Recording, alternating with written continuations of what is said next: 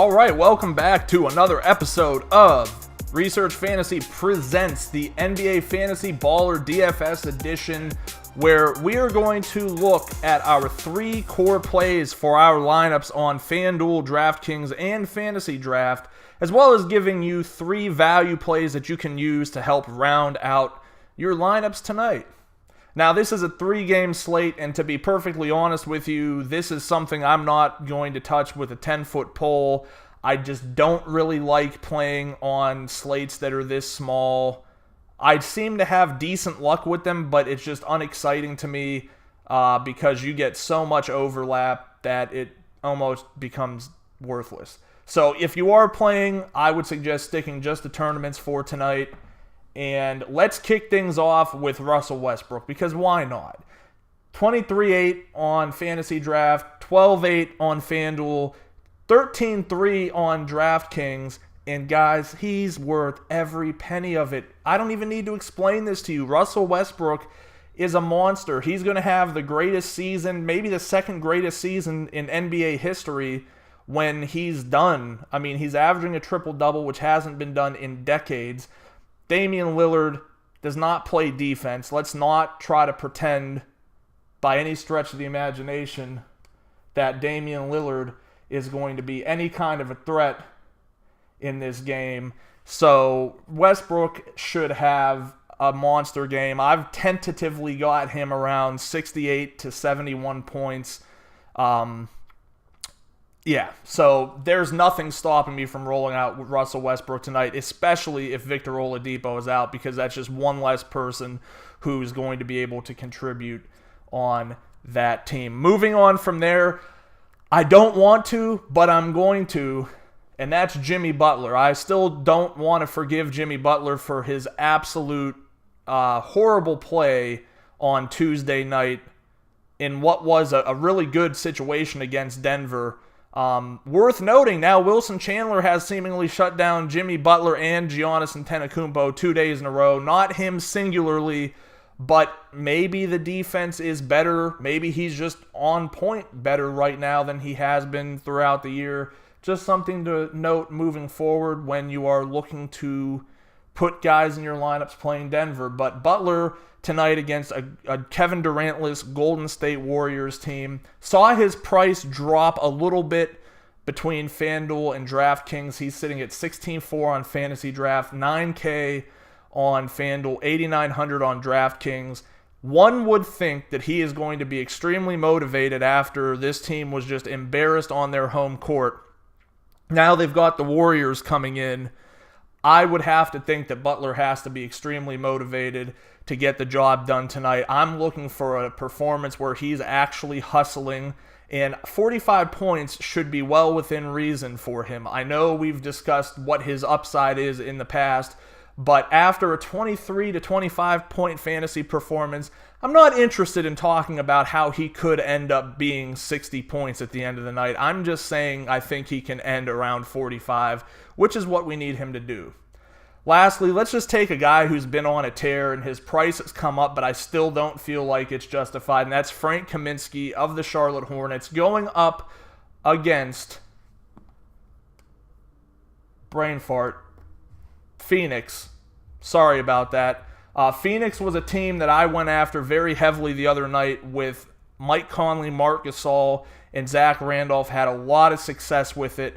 And even though I'm not confident that the core that goes on in Charlotte is near that lethal, Frank Kaminsky has just been on fire. Here's a guy that's averaging like 34 to 36 minutes, and I get that Cody Zeller is back, but that just forces guys like Christian Wood and Marvin Williams off the floor a little more. I think in likelihood Kaminsky loses a couple of minutes here, but I don't think this is going to be a situation where it's anything meaningful.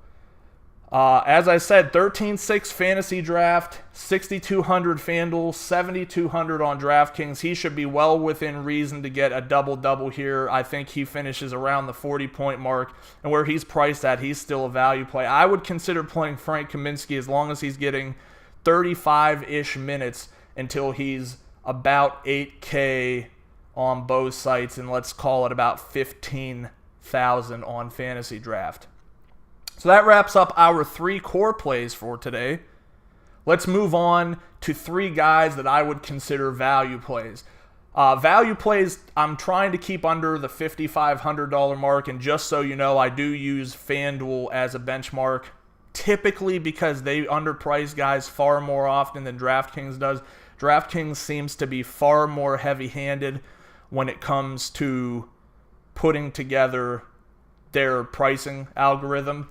I'm going to start off with Rajon Rondo tonight. 10-5 FantasyDraft, 5,200 FanDuel, 5,300 DraftKings. The point guard position is a mess. You've got Rondo, you've got Cameron Payne, you've got Jerian Grant, and maybe Michael Carter-Williams tonight.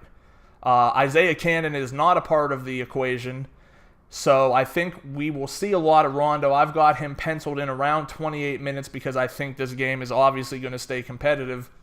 Here's the problem with Rajon Rondo. Once you begin to trust him, he goes out there and picks up a technical foul within the first 3 minutes he's on the floor, finishes with 12 minutes played, 3 turnovers, 2 assists, and 3 points. I'm not trying to jinx him tonight, but every time I want to say, oh, Rajon Rondo's back, he does that. So be wary. I'm only using him in tournaments because I'm only playing tournaments tonight, but just note that. Next up, we'll have Jusuf Nurkic, center from the Portland Trail Blazers, up against Oklahoma City. 11,000 on FantasyDraft, 5,400 FanDuel, 5,600 on DraftKings. Biggest reason here I put Nurkic in here is Oklahoma City doesn't run a very small lineup. Like, they'll have Kanter out there, but I don't think you're putting Al-Farouq Aminu on Kanter. Kanter's far too big. They're going to need to have the physical style that Nurkic provides on the floor to deal with Kanter and Steven Adams. So I think his minutes should float around the 30-minute mark. He's been pretty good. He's had 2 great games, 2 poor games. Well, 1 poor game and then 1 game where he just had some foul issues.